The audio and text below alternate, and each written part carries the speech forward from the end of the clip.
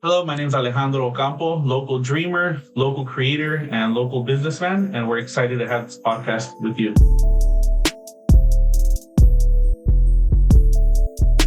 So obviously, a lot of people know you as the owner of Camino. Would you mind sharing a little bit about what other businesses do you own and what kind of go from there? Okay, for sure. So Camino Real Kitchen and Tequila started in 2008. We were at 3500 Truxton Avenue from 2008 to 2012. We're currently at Stein on the Southwest District in Stein. And after that, we opened Bakersfield Pizza on Mean Avenue. And then after Bakersfield Pizza, we opened Vida Eatery, which is right across the street from Camino Real. And between that, we have like a little popsicle company. Oh, nice. Make handcrafted paletas. I'm a paletero. Nice. What is it called? Paleta company. Paleta company. Plain and simple. Straight to the point. Yeah. And then recently we started Double O Creamery. It's a non-dairy ice cream company. That's coming. Very popular in the Bay Area. We also have Allstate. So if you need insurance, let us know. Nice. So all these companies, man, let me ask you, I have a really hard time sometimes, running this one company. How do you do it with multiple companies, bro? How do you feel sometimes? Like, is it a challenge for you? Do you have people helping you out? So I think, when I first started business, it was 100% 18-hour shifts every day. 20-hour shifts were normal. I'm not productive in 8 hours. I need 14, 15, 16 hours. In a day? Shit, okay. And so now, in the position that I'm in, I have 4 daughters, all under the age of 5. So I've backed up away from the business. But it's really important that if you have a strong foundation, then you can build on that. For sure. And so we definitely built on that. And now we can step back a little bit. Okay. So I think it's more about balancing, like family time, being a father, also being involved with the companies. Yeah. But a big part of that, it's aligning yourself with employees and people that kind of have the same belief system. I want to be a part of something bigger than just an hourly wage. Okay. So you mentioned foundation. So can you kind of explain what you mean by that? What do you mean by building a good foundation? So, a lot of times when people go into business, they make the assumption, like, I'm going to go in it to make money. Like, in 3 years, I'm going to have this. And you could probably do that, right? But I think, like, for me, like, the foundation needed to be very strong. So with blood, sweat, tears, months, years without pay, a lot of sacrifice. And it was all necessary to get that foundation correct. To be in a position where now we have, 2 Allstate offices. Nice. Which is kind of big because we bought a book of business and now we're just growing that book of business. Nice. So it went from just tacos to pizza to vegan food to paletas. Now we're doing insurance policy. Nice. You know what I mean? So it's constant growth. But without that foundation that we built upon, we wouldn't have the opportunity to do this. I got you. So like I said, a lot of sacrifices, and that's what's needed to build a big empire or a bigger company. You need a very strong foundation. Okay. Alejandro, can you tell us a little bit about, your past or where you come from? What's your background like and what's causing you to do what you're doing now? Is there, So I think a lot of it, I can't take credit for everything we've done. It's a lot of the community support, my mom and dad, my wife, my family, my business partner, my brother. They've all been a part of the growth. I think as far as like my background is, my parents came to this country from Mexico. They came to provide a better future for us. I think we're in a position where we need to build upon that sacrifice that they made to come to this country. I think nowadays too many people get comfortable. They're okay with, my parents did all that. Like, I'm good. Right. I'm okay. Being complacent and being okay. Right. For me, it doesn't work. I got you. You paid the $400 a month that the parents asked for, huh? Yeah, like, let's do more. Like, if my parents came to this country to provide a better opportunity, then not only do I need to one up them, I need to work even harder to establish myself for my future generation. For sure. Because if not, what was all that effort to come to this country to provide us an opportunity, and we're not taking advantage of that opportunity? 100%. So as first generation, so let me ask you this, and it's probably a pretty straightforward question to where we're all gonna know the answer to this, right? But did you ever watch your parents struggle growing up as a kid, where you're like, shit, I wish it wasn't like this, basically where the inspiration kicked in? Did you ever watch things like that firsthand? Yeah, man. I I kind of asked myself many times growing up, like, my parents do not love me. They don't want to be a part of my sports. I want to get in sports. They don't want to support that. And I asked myself why. And, when you're young, you don't understand, now that I'm of age, I acknowledge all the sacrifices they had to make, you know. They couldn't make that decision to be like, hey, I'm not going to go to work today because I'm going to go with my son. Yeah. Dude, I have that opportunity. Yeah. I could literally be like, I'm going to go hang out with my daughter. Yeah. Like, I'm not going to go to work today. You know how amazing that feeling is? Yeah. Like, you can't put nothing on that. For sure. Yeah. And anything we were just talking about. We were today. Yeah. Today. We were during lunch. We were talking about that with one of our agents here. He's actually my cousin. And same thing, a little background on him. He was a mechanic for a long time. So, straight 8 to 6 o'clock job, 9 to 5 job, right? And we were talking about that, bro. Like, you cannot put a price on being able to say, you know what, I don't want to work today. I'm going to take the day off. It's my daughter's birthday. I have a game, The holidays. But it is one of those things that you mentioned, like, okay, our parents couldn't do that for us, not because they didn't want to, but because they couldn't. And that shit must hurt, man. It must suck, right? Yeah. I think it's really important that now that we're adults, we have families now, that we acknowledge our parents' sacrifices and we let them know. And I've done that. And, it's a really good feeling when they hear that out of your mouth. Because growing up, we were probably jerks to them. We were probably like mean, or you don't let me do nothing. Rebels. Yeah, and you know what? I use this all the time. I tell my staff, and they laugh at this. I tell them, in high school, you have that cool guy with the nice car. Well, guess what? Cool guy still had the same car. Yeah. What do you have? What have you built? Yeah. So it's not like wherever you are in life at that point, it doesn't matter. If that's what you want to make your life about, then fine. But there's so much growth. Like, dude, it's crazy. Yeah. Let me ask you this real quick. Do you take care of your parents right now, or how's your relationship with your parents today? It's great. My mom and dad have been amazing. They worked really hard. They're retired. Okay. They eat for free at Camino Real. But sometimes I look at their checks, I'm like, damn, maybe I shouldn't do that. But yeah, we definitely take care of them. I'll share a story with you one day. My dad was sitting at the bar with a big giant beer and like a plate of ceviche. And he texted me and he goes, hey, you meet me at the bar? And I was busy. I was on my way to catering. And I said, I can't. I'm getting ready to go to an event. I have a catering. He goes, okay, I understand.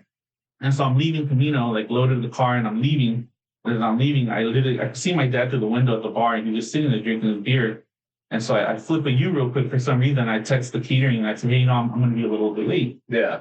And so I pulled up and I walk in. My dad goes, oh, I thought you had something to do. I was like, I got some time. And so I sit down with them, and out of nowhere, he just goes, hey, I'm so glad you were so stubborn and wanted to do this business. Yeah. And then he goes, but was it worth it? And I kind of didn't even know how to respond to that because, he was like, like putting me on the spot. Yeah. And so I stopped for a second and I thought about it. I say, well, you're sitting in a bar having a beer with ceviche and you're asking me if it was worth it. I was like, damn right it was worth it. You're sitting in a bar that you were a part of, like without your help, without the way you bring us up and that work ethic that you instilled in us, we wouldn't be here. For sure.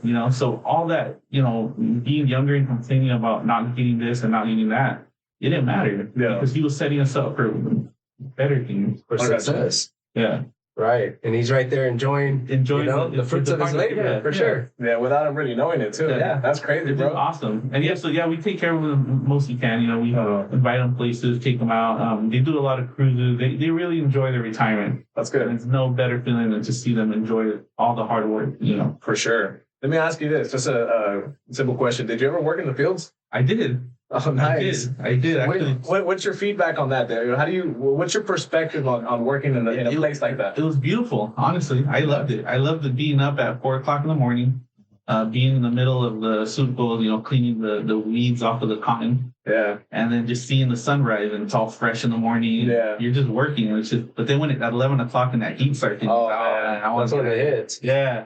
But I was like 12, 13 when I started doing that. Nice. And my first job was at the car wash at 12 years old. Nice. Yeah. I literally walked over to the car wash and asked if they were hiring me on the spot. Nice. Wow, 12 years old. Yeah, that work ethic was there, man. Yeah, we got that Mexican hustle, huh? Yeah, for sure. Well, I didn't want to work for free. My dad used to do landscaping, and so we were free labor.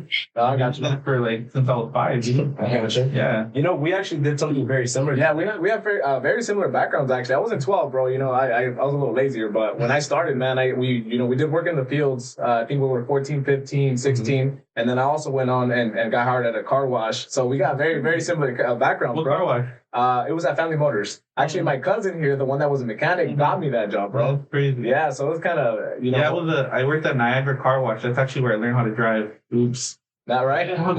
Me too, bro. People's cars. Shout out to Family Motors because I crashed like 3 of their cars. Yeah, and then he got the knowledge after that.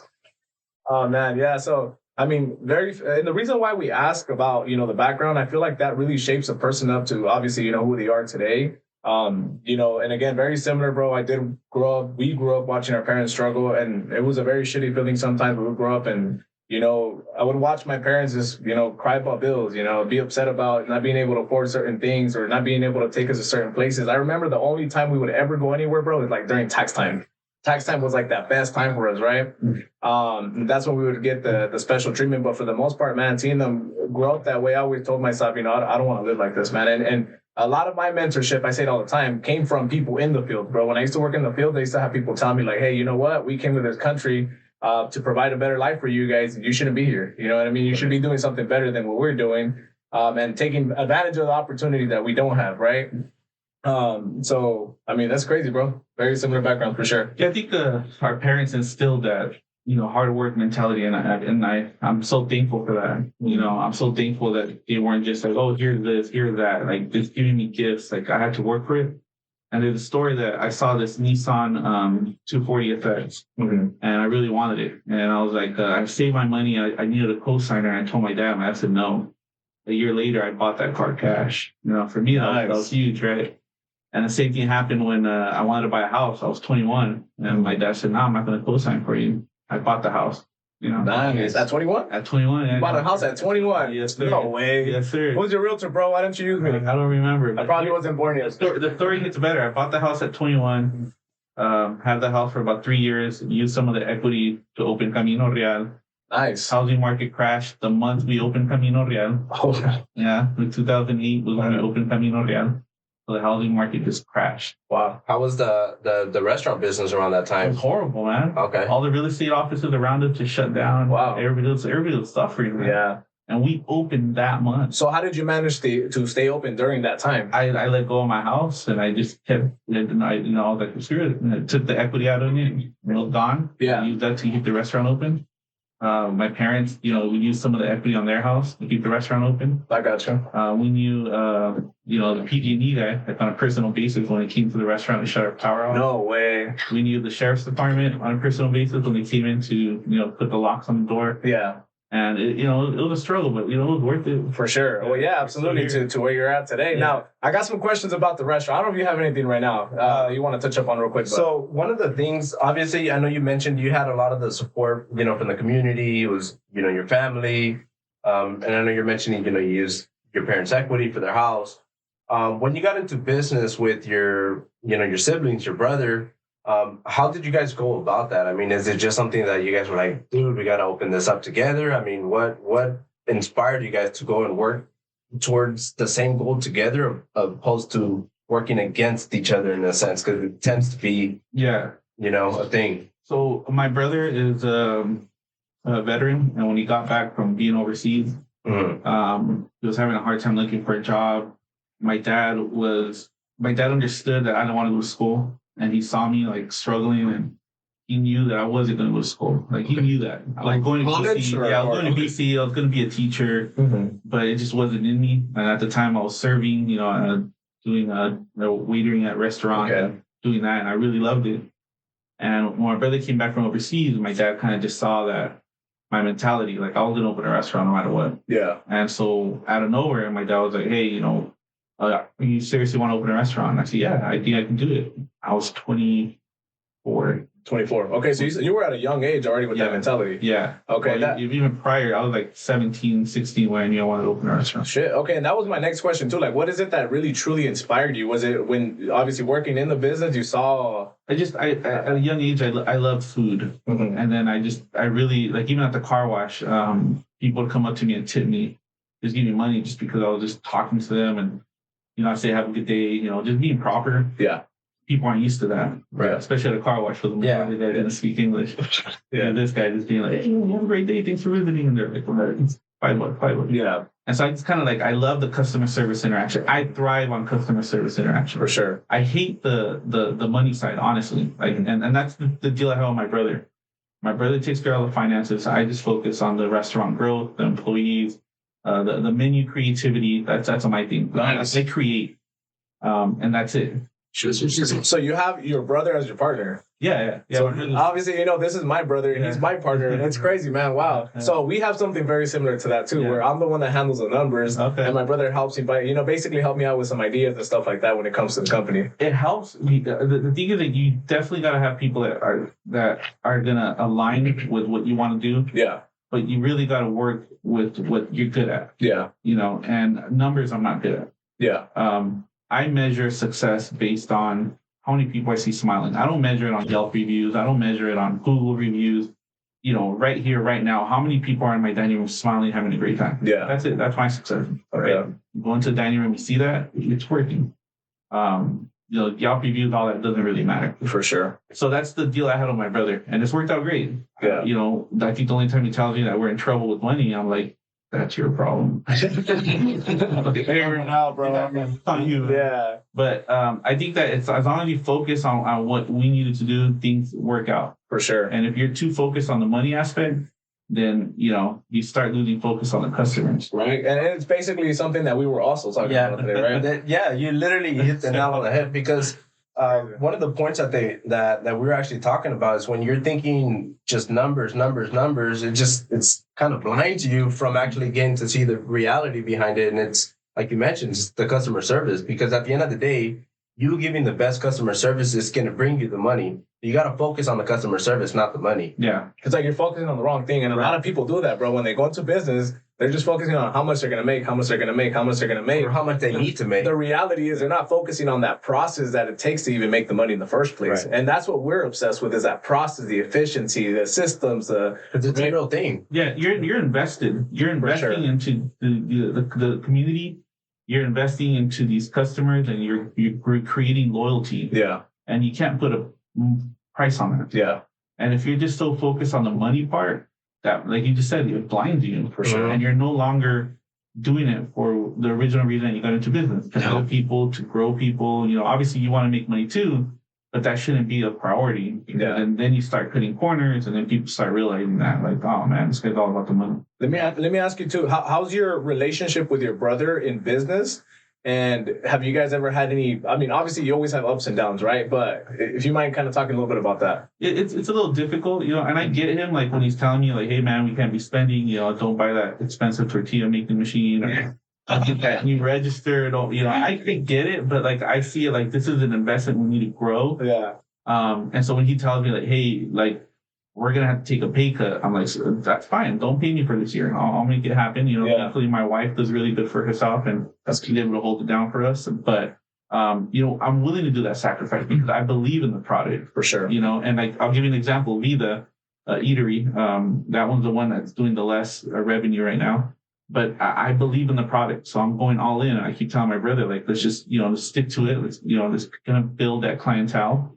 Camino Real wasn't built in 1 year. For sure. It took us like 5-6 years to build that clientele that we have now. Yeah.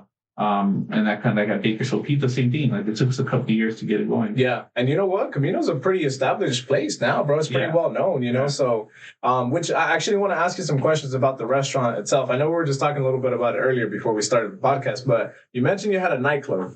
Yeah. Do you ever plan on bringing that back? And give us a little background on that nightclub. What was it like? Never again. We'll never do that again. The nightclub was something that we kind of like, it grew into it. We didn't plan on doing that. It kind of just like the clientele we had at the time. I was 24 when I opened, so a lot of the people that were going there were around the same age. Yeah.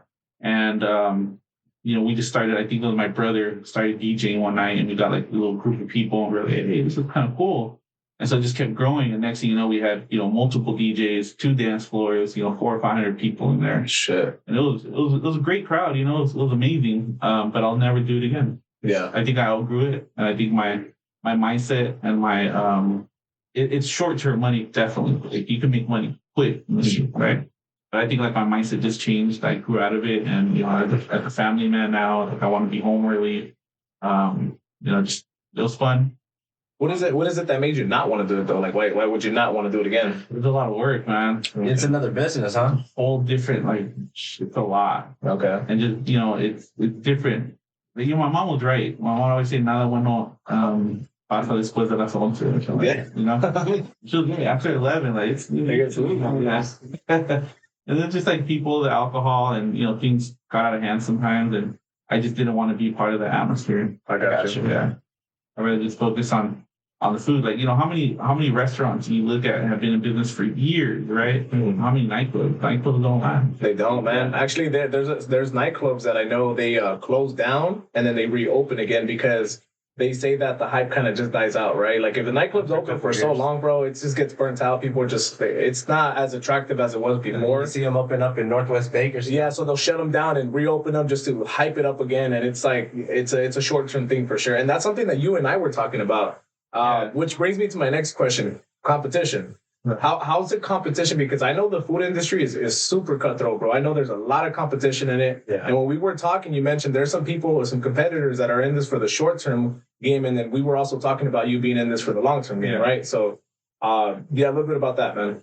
Yeah, so we don't, I feel like we don't have competition. I'm not saying that like we're the best, but when you have so many Mexican restaurants and you separate yourself from being a Mexican restaurant to being a Mexican inspired with California love, like that just changes it. For sure. And we weren't accepted when we first started doing that, but people learned to understand what we were trying to do. Yeah. We embraced our identity and our culture through our food. Yeah. I love Panda Express. Does that make me less Mexican? Not at all. Right? My parents are from Mexico and they came to this country. I was born and raised here. So you want to talk about authenticity? We're pretty authentic. We embraced our cultura. We embrace who we really are. And so we created a demographic that didn't exist before. And so we did the same thing with Bakersfield Pizza. It's like a really nice ambiance, cool bar, crafted cocktails. The pizza's different, and it didn't exist. And we created our clientele there. Yeah. And I think right now we're at with Vida, we're doing the same thing there. Like it's a vegan restaurant in Bakersfield, and we've been able to survive, 4+ years. Nice. And so now it's just, kind of streamlining Vida and what we do there, and just kind of growing. So we don't have competition in the sense that we do things so different that you can't really compare us to other restaurants. To anybody else. You can. Cool. Yeah, that's actually really good. Because at the end of the day, not that you shouldn't have anybody as a competition, but it's one of those things where you always want to be standing out from the crowd, right? Yeah. So just the fact that you mentioned you created your own environment, which is very similar to what we've done here. I feel that him and I have gotten to the point to where we've experienced different companies, and we've seen that none of those companies had what we wanted or what we believed in. So we came and we bring the environment here. We built, and everybody's on the same page. Honestly, bro, we're completely different. We are not your average company, bro. As you can tell, like your real estate company, and the demographics for real estate companies are, they're usually older, agents, within 40, 50, 60s and on.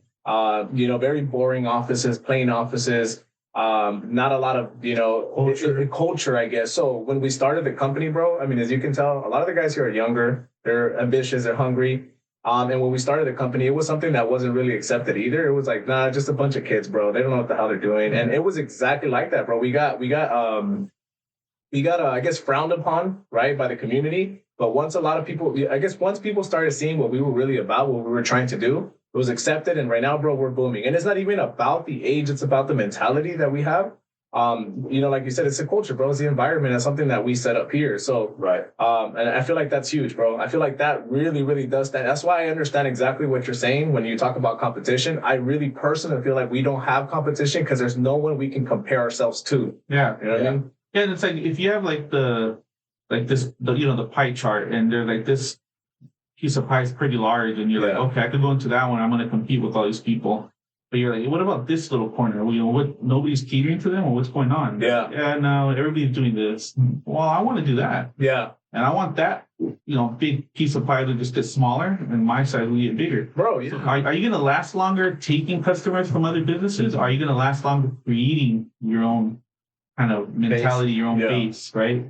So you have diehard fans and supporters for life. For sure. And that's For sure. completely different. And that's very similar to something that I read in a book, bro. It's like take the war to places that the war hasn't been taken to, places that people are weak on, right? If people are weak, and a lot of the companies here were weak in, and I'm just going to say it, to be honest with you, they were weak on social media. They were weak on that aspect to where everything they were doing, it was never really put out there. So I decided I want to take the war there. I want to be able to put myself out there and be different, show people who we really are in the culture. And that brings me to my next question for you. Your social media, man, I saw a little bit and I like it, bro. Who manages that for you? I do. I do all my social media alongside with some of my employees that help me. Like recently, I let go of the social media at Bakersfield Pizza. My manager, they're taking care of it. And then my manager at Camino Real has been taking care of it. But we are going to be creating, we're going to hire somebody to start taking care of that. So that way I can focus more on creating other things. Over the years, we've done a lot of stuff ourselves. We recently got an HR guy who's helped us out a lot. Nice. So we're just trying to align ourselves with people that believe in what we're doing. And then that gives us an opportunity to kind of focus on more growth. Yeah. Like at Camino Real, there's a lot of new things we're working on. At Vida, we're doing Bakersfield's first 100% non-dairy ice cream shop. Yeah. We're expanding out into the Oakland area. Nice. As far as like we're aligning ourselves with businesses out there to sell our paletas and our ice cream. Yeah. It's just really neat. Like the more people we get to help us, it's easier for us to kind of focus on the expansion or even just perfecting the craft. I gotcha. And that's what we're doing right now. Sweet. So one of the things that I actually wanted to talk about is basically when you opened your business, you mentioned it was in 2008 when you established that restaurant, right? When we established the company, it was 2020. In 2020. Okay, so as we know, in 2008 it was basically the crash, right? The crash market. In 2020, it was the pandemic that happened. So we both went through this time in business where we had to pivot. Right? In 2008, what did you do to pivot? And then we'll go over exactly what it was that we had to do in 2020 to pivot to, what we did today. I think at the time, there wasn't really like social media in 2008. And we started really getting involved with social media. And then just kind of learning that whole time that it was like downtime, we kind of learned our craft and kind of honed our skills. But I think it's really important to acknowledge that I don't know anything. I don't know what I'm doing.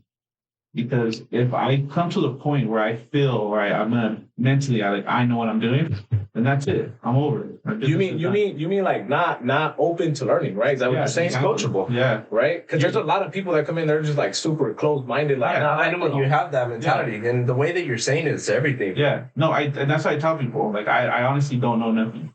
And then the thing is that yesterday I learned something new, and I'm implementing it today. And today I'm gonna learn something new. I'm gonna implement it tomorrow.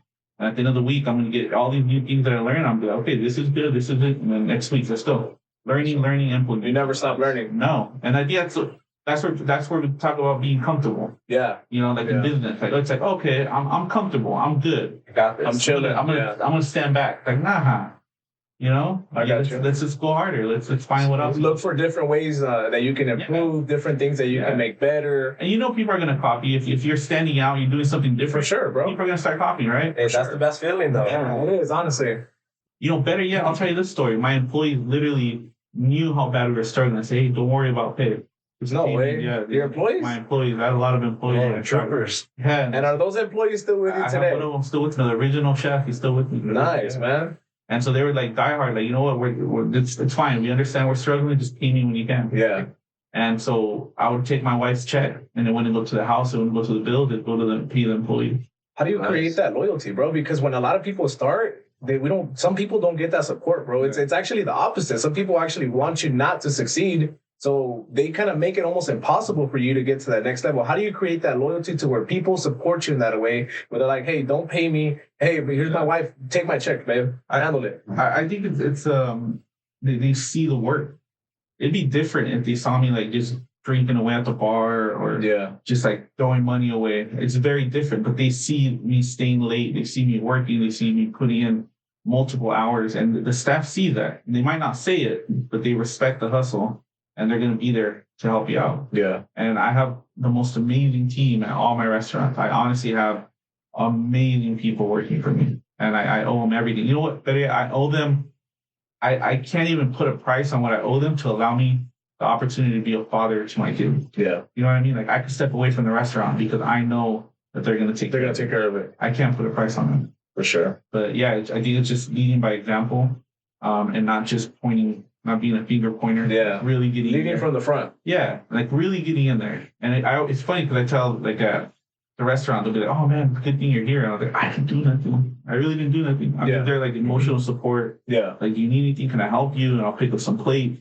And they're like, "Oh man, you really helped us out." But sure. No, I'm just doing what I'm supposed to do. Yeah. You know, I'm not supposed to make my staff's job harder. I'm supposed to make it easy for them. I'm supposed to give them the right tools for them to succeed. For sure. And I think that's where in return they're like, "Damn, you know, respect." Right. Sure. And then how is it that you gave everybody, I guess, so to say, the vision? How did you share that vision with them and tell them like, hey, look, guys, I know we're here now, but this is where we're planning to be? I mean, how did you get them to understand where you were headed to? And not just, you know, your employees. I mean, everybody that was my family and everybody. Yeah, they just saw the passion. They saw I was really excited about doing it, and they just really believed in it. And there was a time where they just started not believing in it, and it's normal, right? There's gonna be a time, It happens. And I don't blame them. You know, like it's like there's no money coming in. The sales aren't good. Like what's going on? Yeah. And I think there was a time where like I started doubting myself. You know, and it's when I started doubting myself where I realized like, nah, like all this sacrifice has to be worth something. Yeah. And that's when it just kind of clicked, and it was like, boom, let's go. And then we'll just kind of build it. So when did you feel like that started paying off for you though? Because I know again, you know, when you start, you don't get paid, bro. You don't make money. When did you feel like you started making your money? When did you feel like that sacrifice was like finally worth it, bro? So right before the COVID is when I was actually making money for the first time. Okay. Right before 2019? Yeah, dude. It was like the first time that I got paid, like legit, like a whole year paid. Oh, nice. And then COVID happened. Wow. So we're back, you know, we're trying to build it up again. But it's the thing is like, me and my brother, and like, we understand, like, we opened Bakersfield Pizza with cash money. Like, that was our money. We invested in it. Mm-hmm. We opened Vida. We opened, you know, the Allstate. We bought those, you know, that's our money that we're just putting back in there. And that's what I was talking to you about the other day. It's like, we're not in it for 5 years, 10 years. You know, I that's fine. I'll drive around a beat up car and I'll take the sacrifice I only paid right now. Yeah. Because there's something bigger at the end, and that's what we're building it for. For sure, bro. We're not building it for next week. We're not building it for next year. For sure. We just keep building. See, and there's a lot of people, man, that they get into business, bro, and they have a very short-term mentality. Like, they get in, and if they don't make money within the first year, second year, third year, they're like, nah, this isn't for me. And then they go on and move on to the next thing. So it's not only sacrifice, bro, that you've done. The consistency is crazy, because not getting paid for a really long ass time, dude, and still continuing to go forward with whatever you're doing and not switching that mentality. Because, bro, I've been there before. I've doubted myself too, and I'm like, shit, maybe I bit off more than I can chew. And sometimes it happens, bro, where, you know, people around me, they doubt me, and you know, it kind of gets to me as well. And I'm like, shit, if I start doubting myself, it's done. It's a wrap. You know what I mean? So for you to continue to even stay on that track and be like, you know what, I'm in this for the long term, you know, the 10, 15, 20 years from now, I think that's a mentality that a lot of people need to have going into any business. Yeah. That's why I say make sure it's something that you love to do. Because if you're coming into, you know, do whatever business, it doesn't matter. You could be doing nails, you could be doing any kind of sales, right? You're coming in and, you know, trying to establish a business, but you're not thinking long term, you're probably not going to make it. Yeah. So a lot of what we've been able to do, like I keep repeating, like aligning ourselves with people that are supporting the cause or being a part of the growth. Yeah. You know, with Vida Eatery, I kind of teamed up with the customer of ours, and, you know, the name Mao, and we kind of built up Vida Eatery with my brother. And from Vida Eatery, we met Emmanuel, who had a juice company out at the farmer's market. And because of COVID, he wasn't able to make any money because there was no farmer's market. Yeah. So we hired him on to work for us at Vida.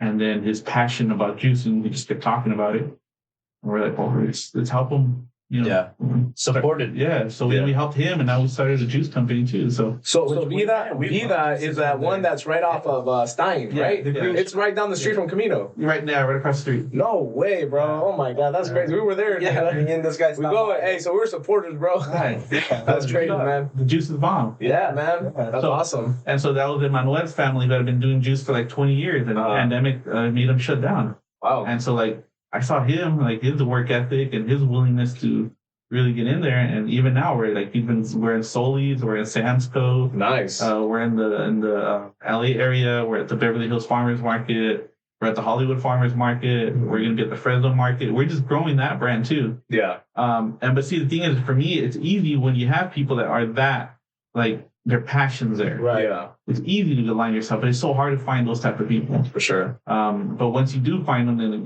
let's grow them. Let's work together. Let's do something. Yeah. Right. The growth. Yeah, for sure. That's cool that you have written Vida. Yeah. Oh yeah, bro. Bro, I think we've been to Camino. We've been to Bakersfield Pizza Co. We've been to we've been supporters for a long time, bro. Without even realizing. I actually went to Bakersfield Pizza Co. about like 2 years ago. Yeah. It's awesome, man. I've seen it on Instagram, social media. Yeah. I've seen, it was. I think they had like I'm not sure if it was like a hot Cheeto pizza. Yeah, we got all kinds of crazy shit. That makes sense now. Pizza or something. Yeah, like we're always like I gotta applaud my kitchen crew for always putting up with my BS. I'm always like just thinking like, hey, let's do this, or what if we do this, and they're always like right there, like, all right, let's do it. They don't question, no question. They're about it, and I think that's what keeps the excited. Like I'm always excited to go to work about what we're working on, what we're doing. And like right now, man, my brain's just full of all these things that we're going to be implementing in the next year. And I just can't wait to showcase what we can do for our community and continue to grow in our community. So let me ask you this: how do you feel that you were able to get to that level? Because when you first start out in business, it's hard for people to take you serious, right? It's hard for people to actually take your word on something. Oh, hey, let's try this. It's not going to work, bro. It's not going to work. If you're saying that you're at a level where you're saying, hey, I want to do this. This is a new idea that I come up with. And they, no questions asked, do it. It takes work to get to that level, right? How is it that you feel like you got to that level? Why do people not even question you when you have an idea now? I think that they've seen, what comes about. Like, it's like when you see somebody that's like, hey, let's do this. And you're like, nah. And that person's never going to grow. Right? The closed mentality. Yes. But if you're in a group of people and let's do this, like, yeah, it sounds like a brilliant idea. And then they're like, hey, what if we do this though? And then with that and that you build these really unique ideas. Mm-hmm. And I think that allows space for growth. Not even just from like a professional standpoint, but just from like a friendship standpoint, like with your employees. Yeah. Like you take in consideration, they grow. Like, hey, this guy's really listening to me. Their feedback, basically, right? Yeah. Right. Okay. So that's why I tell people, like, I will never take credit for everything we've been able to accomplish with the multiple businesses that we have. Nice. And we've done not good on some businesses, and some people call them, like a lost L. I take an L, but they're lessons. They're lessons. I don't take losses. I take lessons, bro. I love it. And I'll keep. I'll keep taking a couple L's because it just makes me learn and kind of adapt. Would you mind sharing some of those L's or those lessons? Well, we did a By the Way cafe at the Auto Mall. We were there and it just didn't work out. Okay. We did, right now we have El Camino Bakery on Panama, the Panaderia. Okay. It's a hard business, man. It's a very hard business. Panaderia is difficult, man. Yeah. But we're learning and we're adapting, and that's what I'm saying. Like this next year, we have so many ideas and things that we're bringing to Bakersfield, and we're really excited about what we're going to be. Can we get a little sneak peek of what you're going to bring? Just a sneak peek, man. Well, the one we're working on right now is that Vida. We're doing the creamery, so we're going to have acai bowls. We're going to have ice cream, waffle cones, but it's all non-dairy. Nice. So we're going to be able to accommodate a lot of people that have lactose, which is really cool. At Camino Real, we added a whole new room for the buffet area, and then we're going to start doing our weekend brunch, which is going to be really cool. Nice. We're going to have the tortilla, the omelet station, chilaquil station. We're going to have paletas. We're going to have fresh juice. See, I'm bringing in all my businesses into one. Yeah. So I have Paleta for my own company there, part of The the juice. So basically, Juice. connecting them all together. Nice, man. And I have an idea that I really want to do this. And I've been telling myself I'm going to do it. I want to do like a once a month, get like a bus and sell tickets and then take people to my businesses and do meals for them, like me personally, and stories and tell them like about the food, like where it came from. And that's something I would like to do once I have everything set in order. I got you. Like to make it like, like they have like a chef's table. Yeah. We're going to have like the owner's table. Nice. I'm going to sit down with them and talk about the food and present things different. I got you.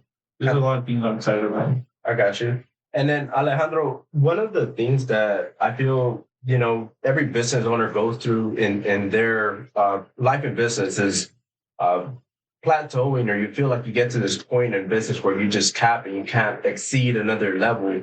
What did you do to help you surpass that level that you felt, okay, I can't get? Like, did you get a coach? Did you get somebody to help you out? Because obviously, like you said, you plateau, and us as business owners, bro, we don't really have a lot of mentorship. There's not a lot of you can't go and ask your coworkers. Yeah, and your coworkers are not going to be able to relate to you, and sometimes your brother is not even going to know what the hell you're talking about because it's like, dude, I'm going through it too. So what did you do in those times? So a lot of it has to do with just like the personal growth, like where I want to be at, what I want to provide for my family, for my community, and for my employees. Yeah. And I think a lot of why I don't plateau is, do you have any idea how good it feels when people say like, we travel so many miles or hours to come eat here. We follow you on Instagram. We saw this dish, or people that say that's like, we come and eat here because it's different. And that's why we love coming here. All that feedback, man, that's just like adrenaline being pumped. And I'm just like, I take that and I'm like, all right, how can I keep people that excited? Like I thrive on that, and I'm not perfect. We're gonna have people say, "Oh yeah, I hate that place," or of course, whack, or the food's nasty, and that's fine. Shout out to the haters. That's okay. There's this thing like I think it was I don't know if I should say whose quote this is. Say it, bro. Say it. We got Bill Cosby. So I think it says, I don't know the key to success, but the key to failure is trying to please everyone. Yeah, dude, that's 100% true. Yeah, I like that. That's so true, and that one resonates with me. I don't read a lot of books. I don't really got time for that. Yeah, I don't have mentorship. I have the best mentor, my dad. You know what I mean? Yeah, for sure. But that resonates with me, and it's so true. And I feel like growing up, I used to see like guys that had restaurants, and they'd be like, "Oh yeah, I'll fix that. Oh yeah, I'll make that. Oh, I can do that for you. Oh, I'll do it." Like, nah, that's not me. This is what I'm presenting. Yeah, this is the food that we provide.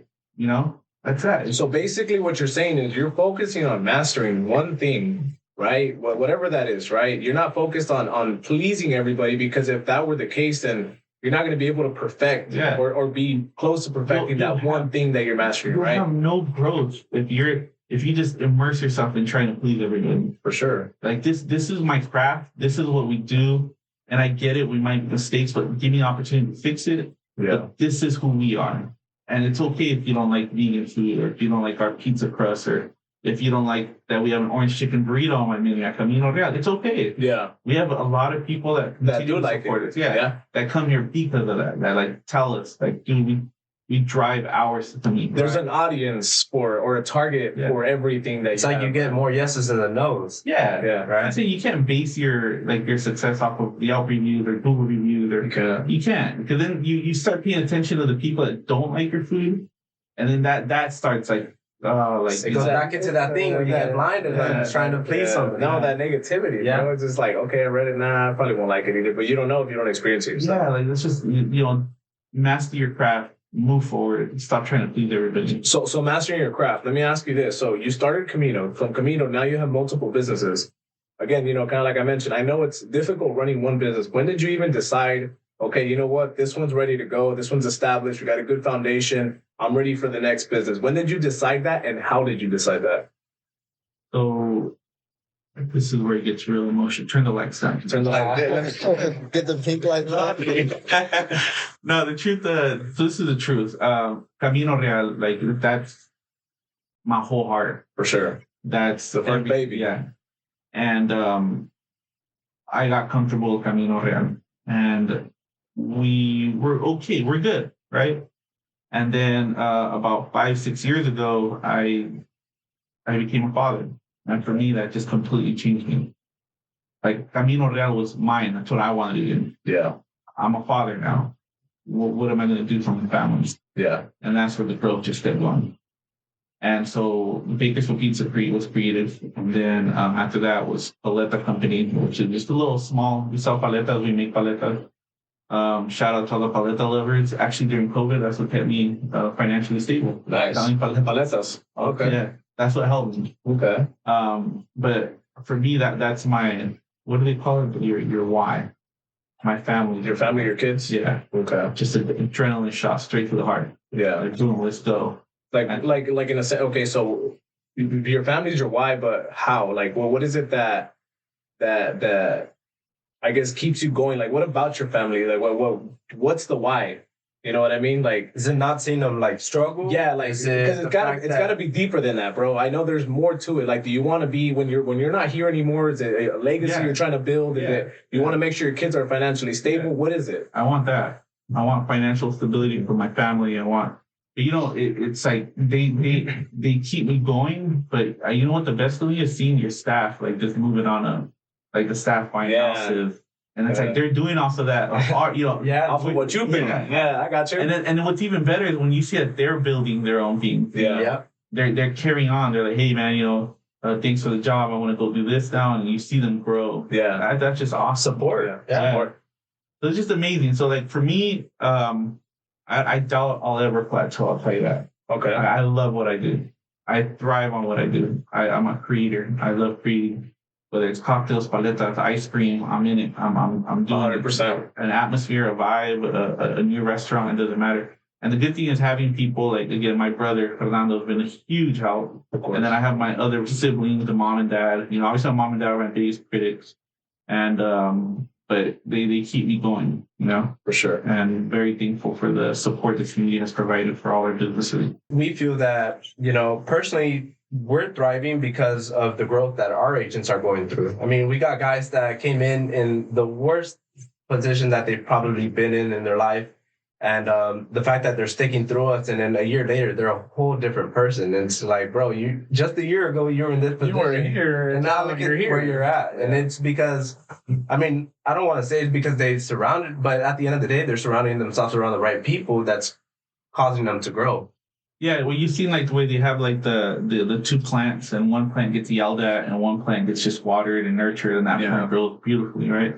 The same thing with an employee. If you provide the right atmosphere, the right environment for them, they're going to just prosper, they're going to grow, and they're going to be exactly what you need for your company. Right. And I think a lot of times from as far as like an ownership or being an owner, too many people run their business from the owner's perspective.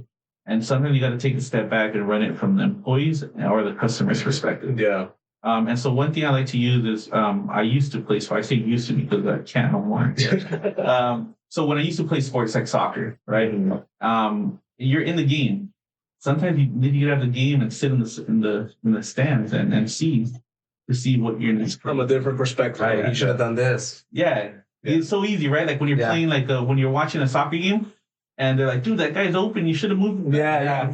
But I could have done that. yeah, when you're in the field, it's very You got different. the tunnel vision. Yeah. You got the ball and that's it. Yeah. So sometimes you gotta step back. Yeah. Take a step back to retract, look Look at the field, look at the players, and See the make your options. decisions from it. Sometimes we get so immersed in the game Yeah. that we don't see the person right there, like literally, like That's crazy, bro. that's And it's relatable. That's everything in business. Because Yeah. at the end of the day, it's like that. It's you focus on one thing, and for us, it's we're set on sales, and we're set on sales and sales and sales. But what about the agents? What about the mentoring? What about all There's this so other much, stuff? bro. And I like that you mentioned that, man, because it kind of took me a long time for me to actually take a step back because I was so into it. And I'm like fucking so concentrated, on something that I kind of lose sight of the bigger picture, I guess you can say. So one time, bro, we booked a trip to Mexico, Cancun, and I talked to my brother before I left, and I'm like, dude, I think we got to make a lot of changes, bro. There's a lot of things that I don't like.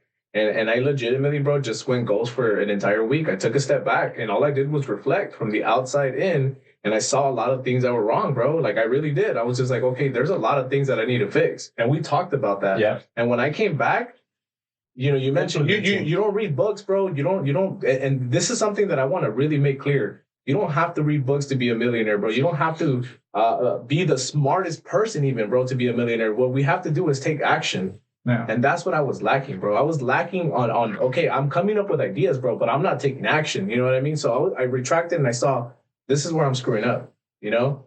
And that's what it was for me, right? It was just taking action. So I like that you mentioned that a little earlier, bro, because that's huge. That's everything. Yeah. Right after he came back from Cancun. Bro, it just honestly, though, honestly, it was just one of those things. Not just here at our company, bro.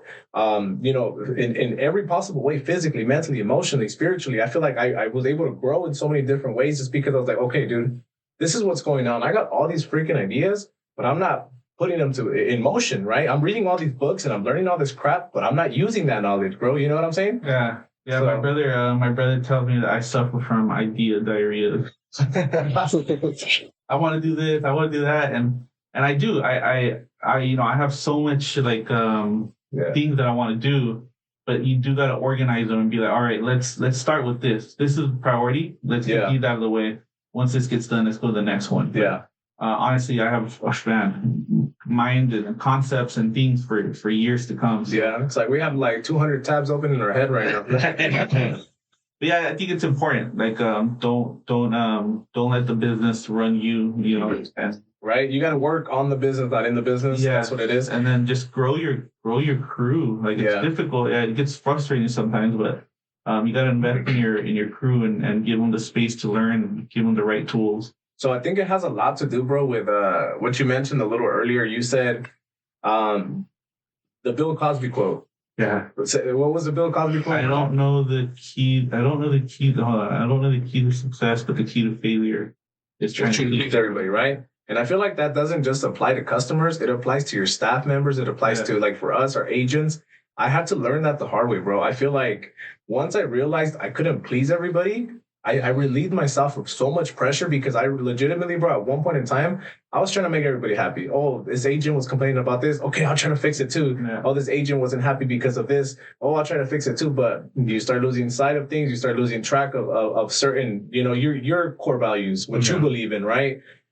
So I think that's huge, bro. I think that's a very, very big thing because it's not just for your customers, it's also for your staff. And I think that's what really, really grows a company, really grows a good business is when the staff really truly support a business, right? And the way that they're going to do that is by not trying to please everybody, just a certain people or certain group of people that believe in your vision. Yeah. Right. I think they initially, like some people might not believe in it, but then they see the mental progress, they see the passion, they see like everything that you're doing, and they got no other choice but to be like excited about it. Like, okay, this is real. Yeah, this is real. Yeah. At first they might be hesitant, like I don't know, this dude was drinking the wrong Kool-Aid or something. Yeah. But then they're just like, you know what? Nah, like I like where the mind's at. Let's do this. Yeah. For me, like seeing a lot of my employees go to school, graduate, continue on with their careers, and I tell all my employees, like, look, man, this is a stepping stone.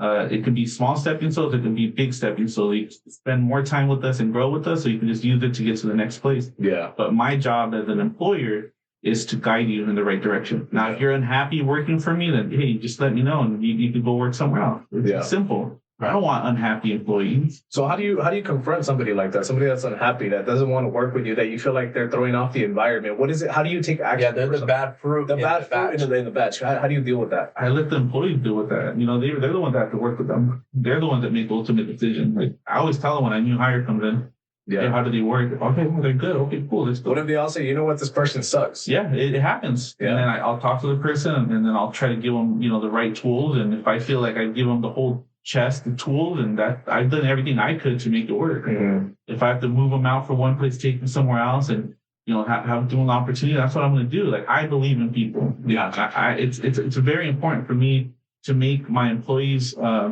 successful in their personal life and in their work life, because that's going to equate to success in my business. For sure. And if they're not happy with their personal life or at work, then it's not going to work out. So it's really important to pay attention to that. That's crazy that you mentioned, when you're talking about a personal life and then also relating to your work life or your business life, And I feel that in a sense, we're being leaders to where in our personal life, we try to stay active. We're on the social media, we work out. I mean, we do a lot of things that basically all our agents are looking at us and they're all like, these guys are doing that. I think I should go to the gym. And the other day he had an agent reach out to him. And one of our agents here at our office, shout out to Mara. By the way, what was it that she told you? I know she just said, something. look, honestly, because I post a lot of gym stuff, and it got to a point where, we started doing it every day.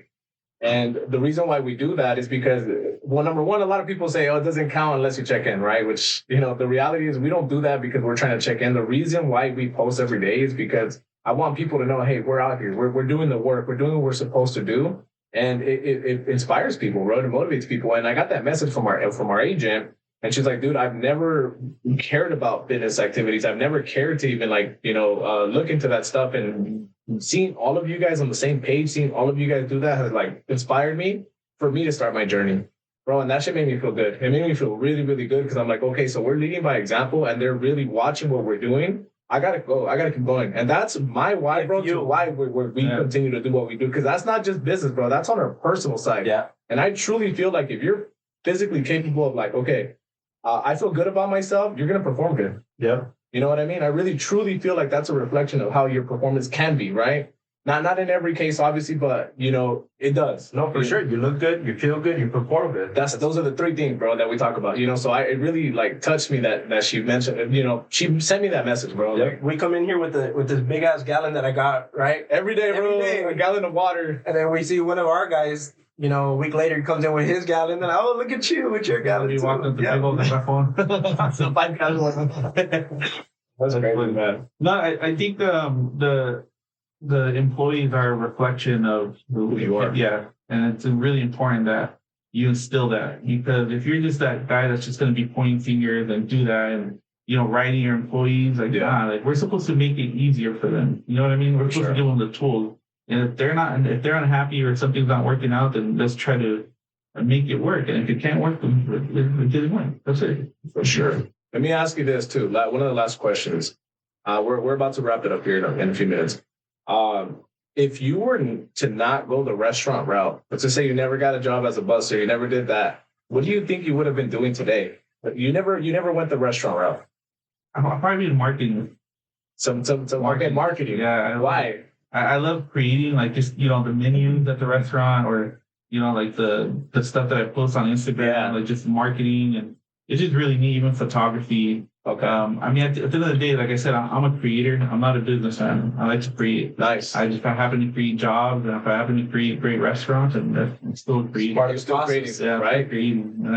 That's a beauty. I like that you mentioned you would be a marketer, and it's just so general. I'm gonna give you a story about that right now. That's what I'm story about that right now. You already read. Go ahead. So basically, anything in business is revolved around marketing. Anything in business, whether you're selling churros, you're a lash tech, anything, you have to market yourself. And one of the things at a previous company we were at was the leader there. He was asking everybody who's choosing different people in the room, what do you think this business is about?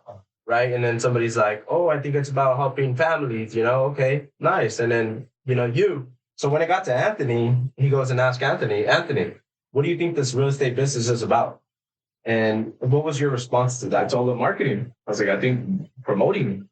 And he looks at me, said, marketing myself. He said, marketing myself and promoting. And he looks at me, he's like, I think you're in the wrong business, man. He's like, you need to be promoting nightclubs or something. No, he straight up in front of everybody. He said, oh, you're in the wrong business, homie. Así le digo. And I'm like, damn, and in my head, I'm like, wow, but marketing is probably one of the biggest and most missed things that companies are not doing, bro. Free. It's free. Social media is fucking free, bro. Yeah, it's like my brother was the same thing when I used to do hashtags, and that's little kid stuff. Yeah, but that's how people like it. And posting is dude, that's like little shit. Yeah, that's where we're at now. Yeah. So 10 years ago, hashtags are lame, and now that's what everybody uses, bro. Ahora cuando lo miras posting con hashtags. Yeah.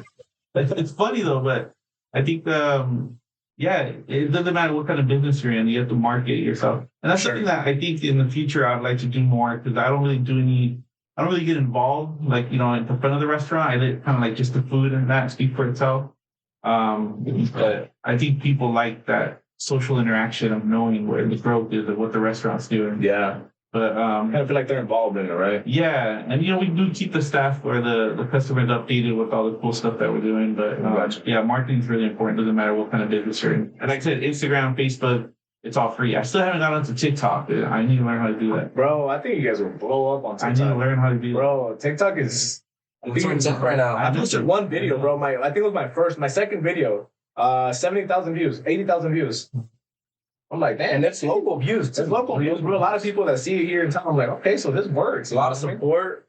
You know, Yeah, that's actually what we're working on with we have a couple of people that we've been interviewing to take over our social media. So Damn, TikTok, bro, for sure. that's it. You'll For see sure. me on TikTok and doing the dances. Man. Well, I mean, that's pretty much it, Rico. I don't know if you got anything else. no, I think that's pretty much it. I mean, it's a pleasure talking with you, picking your brain, man. It's For sure, crazy to see the like-minded, Similar backgrounds, Yeah. bro, which is Yeah. crazy. We got very, very similar stories. I think it's just the upbringing. Your parents came from Mexico. We're first generation too. Yeah. I think it's the upbringing. We saw the struggle. Yeah. You know, we didn't want to work that 8 to 5. Yeah. You know, we wanted to work that 7 to midnight. Yeah. 22-hour shifts, man. Yeah, like, you know, honestly, I'm gonna finish this when my wife was pregnant, we had our daughter. I was like, what am I supposed to do with 8 hours? Yeah. What am I supposed to do with 8 hours? Like, at 8 hours, like, my motor is barely turning on. Yeah. Like, you know, at 8 hours, I did all the, hi, how you doing? How you doing? Staff, boom, boom. That's 8 hours, right? Yeah. And then 8 to 12 hours is where it's like, all right, this is what I need to do. 14 to 18 hours, this is what I'm doing. Yeah. And so I don't know. And I think that's why, like, it doesn't work when you limit yourself to just that 8-hour shift. I think you're closing opportunity Yeah. by limiting yourself to that. Yeah. Like, just keep going. Like, But you gotta love it, man. You gotta love it to be able to go that hard, Yeah. you know, because for some people it's like 9 to 5 and they're done. Yeah. They see 5 o'clock. I'm out. You know? I meant to say restaurants just work 8 hours a day. Ah. I'll do the rates. I got you. Well, I mean, that's pretty much it, guys. Again, this is Alejandro, owner of Camino, owner of Bakersfield Pizza Co., owner of now we know La Vida. It's called La Vida. Vida Eatery, Vida Vida Eatery. Juicery. We have Double O Creamery. We have Paleta Company.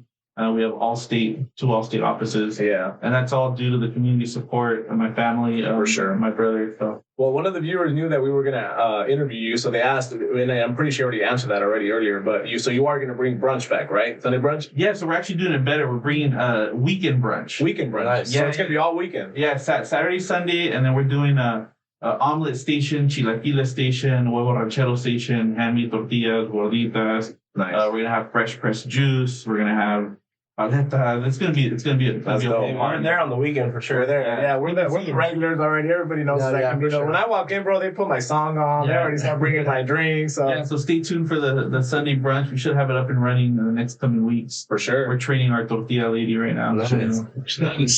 Ryan, thanks for having me. Thank you so much for being on here, bro. It was an honor. I got to pick your brain. I actually got to learn some stuff today, so that was pretty cool.